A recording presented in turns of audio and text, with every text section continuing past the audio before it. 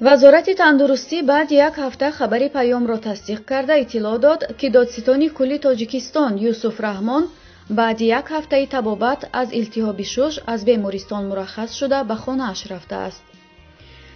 дар баёнияи расмие, ки вазорат шоми 16 май нашр кард, гуфта мешавад, Юсуф Раҳмон рӯзи 9 май бо ташхиси илтиҳоби дутарафаи шушҳо дар яке аз шифохонаҳои муосири Тоҷикистон, маркази миллии илмии узв ва бофтаҳои инсон бистарӣ карда буданд. паём рӯзи 10 май аз гирифтории додситони кул ба коруно ва бистарӣ шуданаш дар беморхона иттилоъ дода буд. манбаи паём гуфта буд, баъди ба беморхона бурдани Юсуф Раҳмон, хонаҳои ӯ, чанд ҳамсояаш ва кӯчаи маҳалларо зиддиуфунӣ карданд.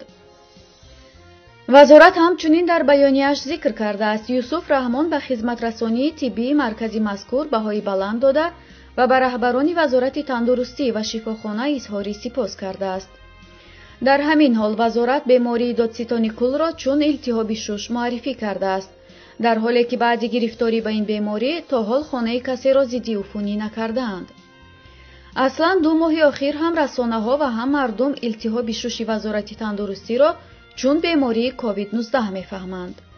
қаблан вазорати тандурустӣ аз 15 май аз шифохона мураххас шудани раиси маҷлиси намояндагон баъди гирифторӣ ба илтиҳоби шуш хабар дода буд.